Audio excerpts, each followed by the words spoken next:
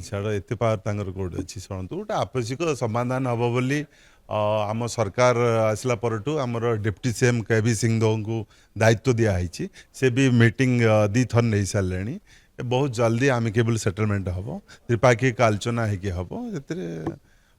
व्यस्त माने एत दिन समस्याटा बहुत जल्दी जमी चुटकी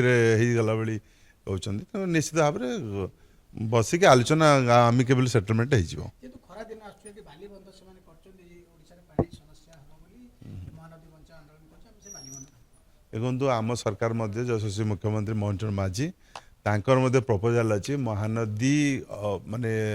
हीराकुद डैम तलू भी जो जाऊँगी सेठे मध्य पानी स्टोरेज करने वाटर बॉडी करने योजना चली से सब प्रस्तुति अच्छी तेणुक पानी को आम निश्चित भाव में रखिपारू आगामी दिन में पानी क्राइसिस हम ना।